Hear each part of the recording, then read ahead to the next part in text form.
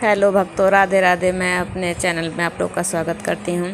I hope आप सब अच्छे होंगे। आप लोगों को परिवर्तन एकादशी की बहुत बहुत शुभकामनाएं। तो देखिए, आज मैं परिवर्तन एकादशी की व्रत कथा लेकर आई हूँ, जिसको मतलब सुनना ज़रूर चाहिए अपने व्रत में। तो देखिए, सबसे पहले पुस्तक की पूजा कर लेते हैं, उसके बाद अपने मतलब कथा पढ़ते हैं या सुनते हैं। तो चलिए, मैं आप लोगों को कथा सुनाती हूँ। श्री विष्णु भगवान की जय। प्रभु नारायण की जय। श्री कृष्ण भगवान की जय। अथ वामन परिवर्तनी एकादशी महात्म्य। धर्मराज युधिष्ठिर बोले कि हे भगवान, भादो के शुक्ल पक्ष की एकादशी का नाम तथा विधि क्या है? उस एकादशी के व्रत को करने से कौन सा फल मिलता है तथा उसका उपदेश कौन सा है, सो सब कहिए। श्री कृष्ण भगवान बोले कि हे राजश्रेष्ठ, अब मैं उनके अनेक पाप नष्ट करने वाली तथा अंत में स्वर्ग देने वाली भादो की शुक्ल पक्ष की वामन नाम की एकादशी की कथा कहता हूँ। इस एकादशी को जयंती एकादशी भी कहते हैं। इस एकादशी की कथा के सुनने मात्र से ही समस्त पापों का नाश हो जाता है। इस एकादशी के व्रत का फल वाजपेय यज्ञ के फल से भी अधिक है। इस जयंती एकादशी की कथा से नीच पापियों का उद्धार हो जाता है। यदि कोई धर्मपरायण मनुष्य एकादशी के दिन मेरी पूजा करता है तो मैं उसे संसार की पूजा का फल देता हूँ। जो मनुष्य मेरी पूजा करता है उसे मेरे लोक की प्राप्ति होती है, इसमें किंचित मात्र भी संदेह नहीं है। जो मनुष्य इस एकादशी के दिन श्री वामन भगवान की पूजा करता है वह तीनों देवता अर्थात ब्रह्मा विष्णु महेश की पूजा करता है। जो मनुष्य इस एकादशी का व्रत करते हैं उन्हें इस संसार में कुछ भी करना शेष नहीं रहता। एकादशी के दिन श्री विष्णु भगवान करवट बदलते हैं, इसलिए इसे परिवर्तनीय एकादशी भी कहते हैं। इस पर श्री युधिष्ठिर बोले कि हे भगवान, आपके वचनों को सुनकर मुझे महान संदेह हो रहा है कि आप किस प्रकार सोते तथा करवट बदलते हैं।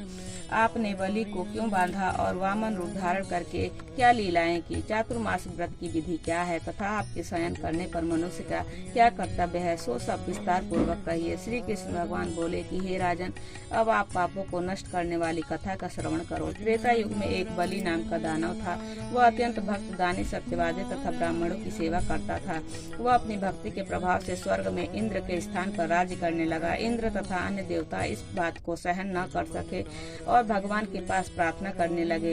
अंत में भगवान ने वामन रूप धारण किया। मैंने अत्यंत तेजस्वी ब्राह्मण बालक के रूप में राजा बलि को जीता। इस पर युधिष्ठिर बोले कि हे जनार्दन, आपने वामन रूप धारण करके बलि को किस प्रकार जीता, सो सब विस्तार पूर्वक समझाइए। इस पर कृष्ण भगवान बोले कि हे राजन, मैंने वामन का रूप धारण करके राजा बलि से याचना की कि हे राजन, तुम 3 पैर भूमि दे दो, इससे तुम्हारे लिए 3 लोक का दान का फल प्राप्त होगा। राजा बलि ने इस छोटी सी याचना को स्वीकार कर लिया और भूमि देने को तैयार हो गया।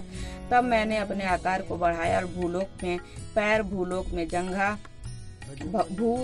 भूलोक में पैर, भूलोक में जंघा, स्वर्गलोक में कमर, महलोक में पेट, जनलोक में हृदय, तपलोक में कंठ और सत्यलोक में मुख रखकर अपने सिर को ऊंचा उठा लिया। उस समय सूर्य, चंद्र, नक्षत्र, इंद्र तथा अन्य देवता आदि शास्त्रानुसार मेरी स्तुति करने लगे। उस समय राजा बलि को पकड़ा और पूछा कि हे राजन, अब मैं तीसरा पैर कहाँ रखूं? इतना सुनकर राजा बलि ने अपना सिर नीचा कर लिया। उस पर मैंने अपना तीसरा पैर रख दिया और वह भक्त दानव पाताल को चला गया। जब मैंने उसे अत्यंत विनीत पाया तो मैंने उससे कहा कि हे बलि, मैं सदैव तुम्हारे पास ही रहूंगा। भादो के शुक्ल पक्ष की एकादशी की परिवर्तनी नामक एकादशी के दिन मेरी एक प्रतिमा राजा बलि के पास रहती है और एक क्षीर सागर में शेष नाग पर शयन करती रहती है। इस एकादशी को विष्णु भगवान सोते हुए करवट बदलते हैं। इस दिन त्रिलोकी के नाथ श्री विष्णु भगवान की पूजा की जाती है। इसमें चावल और दही सहित रूपा का दान दिया जाता है। इस दिन रात्रि को जागरण करना चाहिए। इस प्रकार व्रत करने से मनुष्य समस्त पापों से मुक्त होकर स्वर्गलोक में जाता है।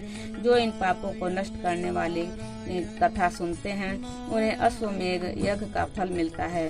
बोलिए श्री विष्णु भगवान की जय। भगवान नारायण की जय। पालनहार श्री विष्णु भगवान की जय। बोलिए जनार्दन श्री महाराज की जय।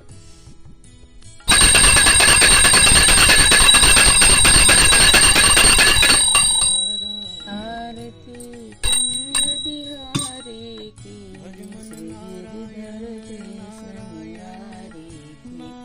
गले ये मेरे द्वारा सुनाई गई कथा थी। प्लीज़ मेरे चैनल को लाइक शेयर एंड सब्सक्राइब जरूर किया कीजिए। मिलती हूँ नेक्स्ट वीडियो में। राधे राधे, जय श्री राधे, जय श्री।